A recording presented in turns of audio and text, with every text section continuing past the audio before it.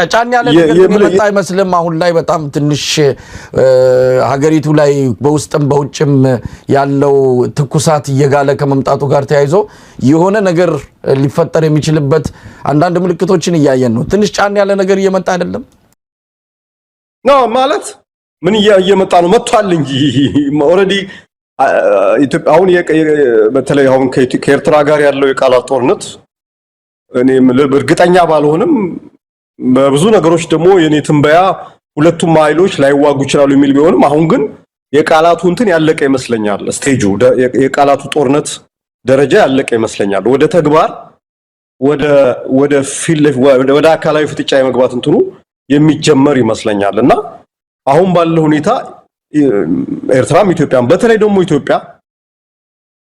ተጨማሪ ጦርነት ተጨማሪ ግጭት ተጨማሪ ነገር የምትችል ሀገር አይደለችም ኢኮኖሚው ህብረተሰቡ ፖለቲካው በጣም እንትን ያለ መስቅልቅል የወጣ ሀገር ነው በአጠቃላይ ኢትዮጵያ ውስጥ እኮ አሁን 3 ነው ምናምን የሚባሉ አክቲቭ ጦርነቶች አሉ የትግራይ ጦርነት አሁን በአንድም ሆነ በሌላ መልኩ ተመልሶ እየተቀሰቀሰ ያለበት ሁኔታ ነው አማራ ክልል ውስጥ 70-80% የሚጠጋው አካባቢ በግጭት ውስጥ ነው ያለው የሰሞኑን የምናየው ቅድም ስታወራ የነበረው እንትን አለ አክቲቭ ጦርነት በጣም ከፍተኛ የሆነ የለየለ ጦርነት እየተካሄደ ያለበት እንትን ያለው ኦሮሞ ክልል ውስጥም እንደዚሁ ተመሳሳይ ግጭቶች እየተካሄዱ ነው ጦርነቶች እየተካሄዱ ነው እና በዚህ ላይ ተጨማሪ ሌላ ኢንተርናሽናል ጦርነት ድንበር ተሻጋሪ ጦርነት ተፈጠረ ማለት እኔ አንዳንዴ ሁሌ የምለው ነገር ነው አብይ አህመድ ጤነኛ ነው ወይ አይደለም የሚለው ነገር ሁሌ የምናነሳው እንዲህ አይነት ነገር አንድ ሀገር እንደዚህ በአንድ ጊዜ ሳይመልተኒየስሊ ፓራሌል በተመሳሳይ ጊዜ በተመሳሳይ ወቅት ከ3 ከ4 ከ5 ምናምን እንትኖች ላይ ግጭት ውስጥ አይገባም ቢያንስ አንዱን ጨርሶ አንዱን ነውና ተደራራቢ ነው በነገራችን ላይ ይሄ ብቻ አይደለም ያለንበት ቀጠና የአፍሪካ ቀንድ ቀጠና የሱዳን ጦርነት በሚገርም ሁኔታ እየተንፏቀቀም እየደህም ወደኛ እየመጣ ያለበት ሁኔታ ነው ኦልሞስት እኮ በተዘዋዋሪም በቀጥታም እኛ የዛ ጦርነት አካል ተደርገን እየታየን ያለበት ሁኔታ ነው ሶማሊያ ውስጥ ያለው ችግር እንደዚህ ዝም ብለ የምታልፈው ነገር አይደል የደቡብ ሱዳን ግጭት እንደዚሁ ማለት የቀይ ባህር ላይ ያለው የየመንና የሁቲ የምናምን የመካከለኛው ምስራቅ ግጭት የአረቦቹ ጸብ ወደኛ እየመጣ ያለበት ሁኔታ ነው በጣም የተወሳሰበ ነገር ውስጥ እየገባ ነው ያለው በዚህ ሰዓት አስተዋይ መሪ ዲፕሎማሲን የሚያስቀድም መሪ ጥበበኛ መሪ ለሀገሩ የሚያስብ መሪ ነገሮችን በጣም አርቆ የሚያስብ መሪ የሚያስፈልግበት ወቅት ነው አለመታደል ሆኖ አሁን ያለን መሪ በመጨረሻ በቃ አርቆ ማሰብ የሚባል ነገር ጭራሽ ያልተጠጋው የማስተዋል የሚባል ነገር ጭራሽ እንደው በእንትሩም የሌለ ባይምሮ ውስጥም የሌለ ስለ ዲፕሎማሲ ትንሽዬ ይሄ እንጥፍጣፊ ዕውቀት የሌለ በነገራችን ላይ እኔ ጦርነት እንኳን ይሁን ቢባል እኮ ጦርነት መርቶ አሳክቶ የማያውቅ ነው የአብይ አህመድን ያሁን የ7-6 ዓመት ሪከርድ እኮ ስናየው የትኛውን ጦርነት በቅጡ ጀምሮ በቅጡ ያጠናቀቀው የትግራይ ጦርነት ተጀመረ ያውላ መስዋዕትነት ተከፍሎ ይሄውም እኮ አሁን እኮ ተመልሶ ሊመጣ ነው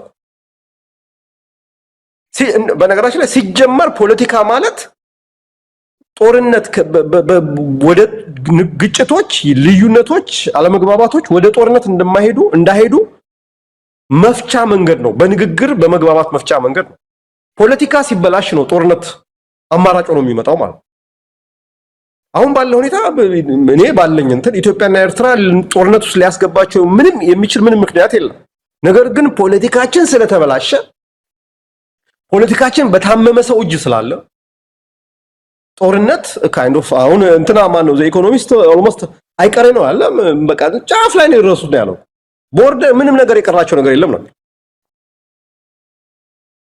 እና ትላንትናም ዛሬም እየሰማው ነበር በጣም ኃይለኛ የሚባል ሞቢላይዜሽን አለ ወታደር እንቅስቃሴ አለ ወደ ሰሜን ኢትዮጵያ ምናምን አካባቢ ለምን እንደሆነ አይታወቅም እና እኔ ለምን እንደሆነ አላውቅምና በዚህ ሰዓት እኔ ለሀገር እናስባለን የሚለው ኢቭን ብልጽግና ውስጥ ያሉ ሰዎች ማለት ለአብይ አህመድ ሳይሆን ለሀገር እናስባለን የሚሉ ሰዎች በነገራችን ላይ ቆም ብሎ ማሰብ ያለባቸው ነገር ነው ይሄ ነገር የሆነ ቦታ ላይ ካልቆመ እነሱንም ይዟቸው እንደሚሄድ ነው ሰውየውን አገዛዙ ምናምን ብቻ በአጠቃላይ እነሱንም አገሪቷንም ይዟት የሚሄድ ሁኔታ ነው እንትን ይያር ያለውና እኔ እንዴት ነው ኢትዮጵያ ፖለቲካ አላልከኝ የሚገርም ነገር ነው። በቃ የሆነ ነክቶ ባደረ ቁጥር ሁሌ አዳዲስ ነገር የመሰማበት አዳዲስ ነገር ብቻ ሳይሆን ምን ሰርፕራይዝ የሚባል ነገር እኮ ቀረኮ ኢትዮጵያ ውስጥ ምንም በተለይ ፖለቲካችሁ ነው ማለት ባለፈው ማክሰኞ የአብይ አህመድ ፓርላማ በቀረበ ጊዜ አንዳንዶች እንደው ጭላንጭል ተስፋ ጠብቀው ነበር። የሰውዬ ሁሉ ነገር ከጁ ያመለጠ ነው።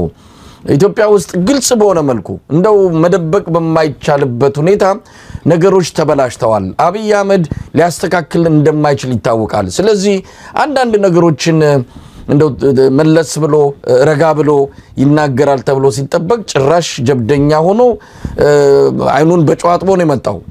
ስለዚህ ከአብይ አህመድ አገዛዝ ምንም መፍትሄ የሚገኝ አይደለም። ይልቅ ትንንሽ ድሎችን እየፈለገ የሆኑ ወደው ገቦችን በሳንቲም የሚገዙ ሰዎችን እየፈላለገ የአንድን ህዝብ ትግል አብቅቷል፣ ተቋጭቷል፣ ይሄው ምስክርነት እየሰጡ ነው የሚል አይነት የጻናት ጨዋታና በጣም አደገኛ በሆነ መልኩ የሀገሪቱ ሁኔታ እየመራበት እንዳለ ነው የተረዳ ነው። ለማንኛውም በዝርዝር እንገባበታለን።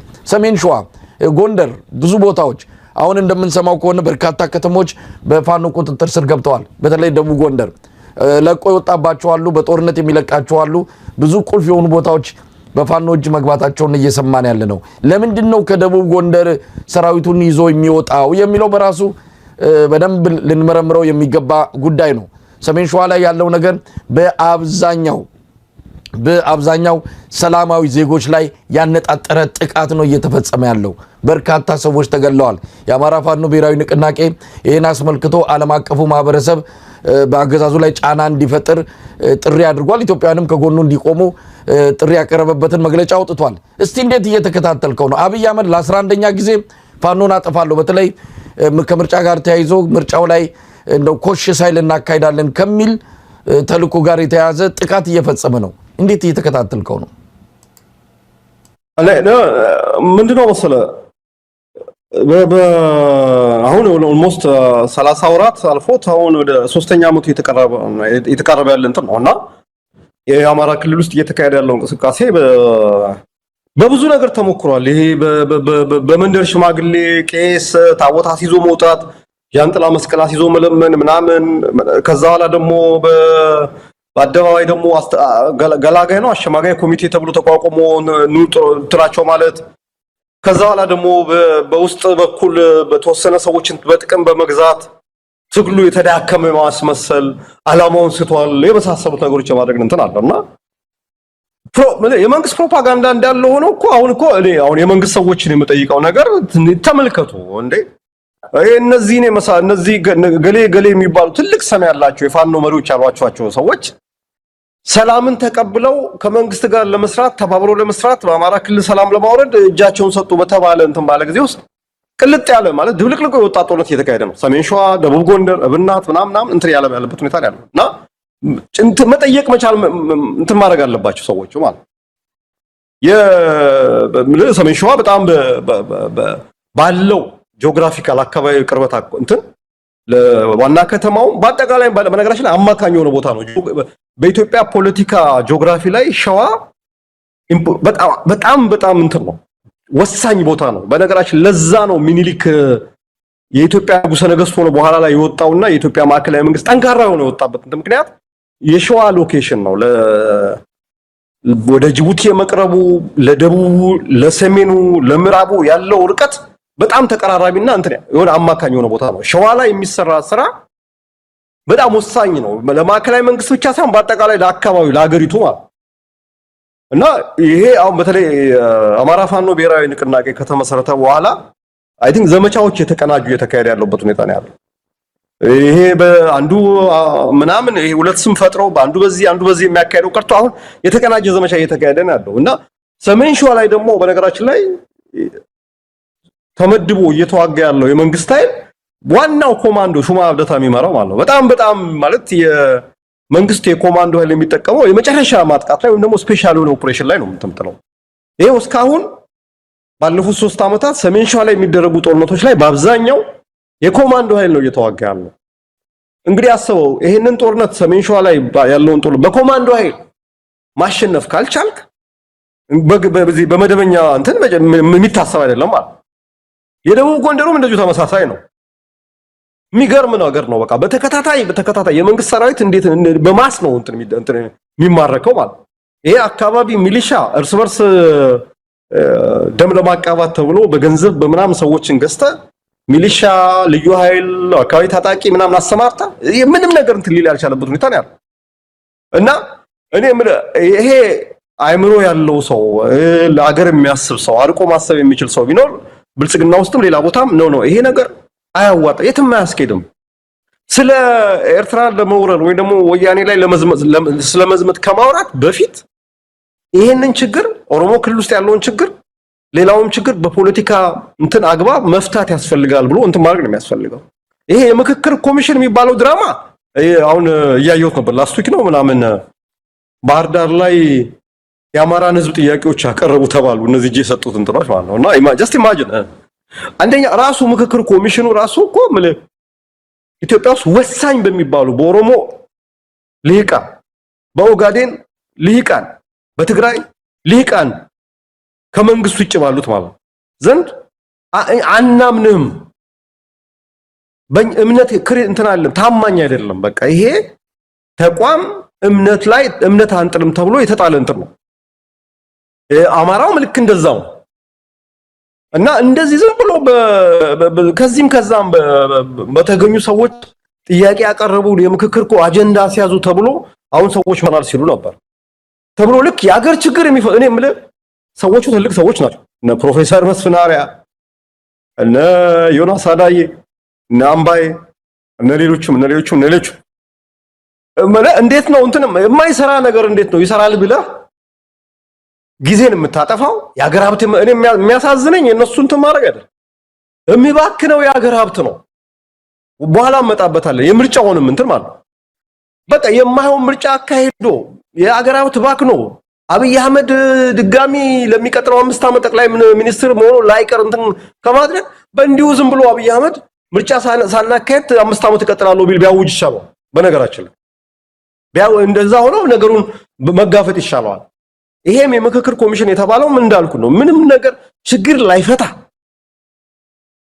በማንም እኔ ኢትዮጵያ ውስጥ ይሄ ነው የሚባል ትልቅ ዌይት ሚዛን መድፋት የሚችሉ ኃይሎች የምትላቸው የኦጋዴን ነፃ አውጪ፣ የኦሮሞ ነፃ አውጪ፣ የኦሮሞ ብሔራዊ ኮንግረስ፣ የትግራይ ነፃ አውጪ፣ የሌሎች የአማራ እንቅስቃሴዎች በሙሉ አናምነውም። ይሄ የመንግስት ተቋም ነው። በቃ በዚህ ላይ ባሉት ተቋም አጀንዳ ሰብስበን ምናም ደሞ ጥያቄ ደሞ ልክ እንደ እንትን እንደሚል ይሄ ቋንቋ ጥያቄ አዲስ አበባ ባለቤት ጥያቄ ምናም ብሎ ያቀርባሉና መጀመሪያ የራሳችሁን የግል እንትን አምሮት አስከብሩ። ከዛ በኋላ ሌላ የአማራ ህዝብ ከዚህ በኋላ ከዚህ መንግስት ምንም የሚጠብቀው ነገር የለም። በነገራችን ምንም የሚጠብቀው ነገር የለም። በምክክር ኮሚሽን፣ በምርጫ፣ በሽማግሌ ድርድር ምናም የሚጠብቀው ነገር የለም። ከዚህ በኋላ የአማራ ህዝብ መብቱን የሚያስከብረው በትግሉ ነው። በነገራችን ላይ ምንም እንትን የለም። አይቶታል። በለቅሶ በልምምጥ በደብዳቤ በአማላጅ በስብሰባ ላይ በመናገር ምናምን ለውጥ ቢመጣ ኖሮ ያለፈው 30 ዓመታት የተፈጸሙ ግፎች ይቀሩ ነበር። እንደማይመጣ አይተነዋል። ስለዚህ ይሄ አሁን ያለው አማራ ክልል ውስጥ እየተካሄደ ያለው አሁን እንትን ትግል በተለይ አሁን ሰሜን ሸዋ በዚህ ሰሞን እያየን ያለው እሱ ነው። ሌሎች አካባቢዎችም እየተካሄዱ ናቸው ያሉት። በነገራችን ላይ ምስራቅ ጎጃም፣ ምዕራብ ጎጃም ሰምቻለሁ እንደዚህ ቦታዎች። ግን የሰሜን ሸዋ እና የደቡብ ጎንደሩ አካባቢ በጣም እንትን ያለው እንትን የሚነግረን ነገር ምንድነው? ይሄ ዝም ብሎ በመንግስት ፕሮፓጋንዳ የሚነፋው እጅ ሰጡ፣ ሰላም ሊወርድ ነው፣ ዋናዎቹ እንትን አሉ፣ ነገሌ ወደኛ መጡ፣ ነገሌ ወደዚህ ተንከባሉ የሚለው ነገር ምንም እንጣት ታክል ተጽዕኖ የሚነግረንና ኦብቪየስ የአማራ ህዝብ ትግል እንትን እንዳልኩ ነው። በምክክር ኮሚሽን በምርጫ ምናምን ነገር የሚቀየር ነገር እንደሌለ ነው የሚያሳየውና ይሄ ነው መሳይ መስፍን ምክክር ኮሚሽኑን በተመለከተ ራሱን የቻለ ትልቅ ጉዳይ ነው። አንተ የሀገር ሀብት ይባክናል፣ ብዙ ኪሳራ እያመጣ ነው የሚለው ነው። ራሱ የምክክር ኮሚሽኑ ድምዳሜ ሰጥቶ የሚያመጣው ነገር ሌላ የግጭት አጀንዳን የሚፈጥር እንደሆነ ብዙዎች በስጋት እየገለጹት ነው የሚገኙት። በወጉ ያልተመከረ ብዙዎች ያልተሳተፉበት ያገዛዙ ካድሬዎች የብልጽግና ሰዎች ብቻ የመከሩበት መድረክ ነው። ያንን አጀንዳ አድርገው አንዳንድ ውሳኔዎች ቢወሰኑ ሌላ ተጨማሪ ቀውስ፣ ሌላ ተጨማሪ ግጭቶችን የመፍጠር አቅም ያለው አካሄድ ነው እየሄደ ያለው። ስለዚህ ራሱ በራሱ እንኳን ችግር ሊፈታ ሌሎች አዳዲስ ችግሮችን ሊያዋልድ የሚችል ተቋም እንደሆነ ምንም ጥርጥር የለውም። ስለሱ ሌላ ጊዜ እንመጣበታለን። ሰዎቹ ከራሳቸው ከአእምሯቸው ጋር አብረው ያሉ አይመስልም። በቅርቡ ይሄ ዮናስ አዳይ የሚባለው ዶክተሩ የተናገረው ነገር በራሱ ምን ያህል ቅጥፈት ከስርዓቱ ወርሶ የብልጽግናን የዚህ የኮሚሽኑ አንድ የሥራ መመሪያ እንዳደረገው የሚታወቅ ሆኖ ነው ያገኘነው። የአማራ ፋኖ ብሔራዊ ንቅናቄ ትላንት በይፋ መስረታውን ያወጀው ከነሱ ውስጥም ሰዎች መጥተዋል ብሎ እንደው የት እንደሰማ ማን መረጃውን እንደነገረው የሚታወቅ ነገር የለም። በብልጽግና ደረጃ እንኳን ይህንን ውሸት ለመናገር ገና አልተዘጋጁም። ይሄ ዶክተር ዮናስ አዳይ የሚባለው ግን ከአማራ ፋኖ ብሔራዊ ንቅናቄ ከአዲሱ ድርጅትም የመጡ ሰዎች አሉ በማለት ቅጥፈትን በአደባባይ ምንም አይኑን ሳያሽ የተናገረ ሰው ነው። ለማንኛውም የምክክር ኮሚሽኑን በተመለከተ ሌላ ጊዜ እንመጣበታለን። ግን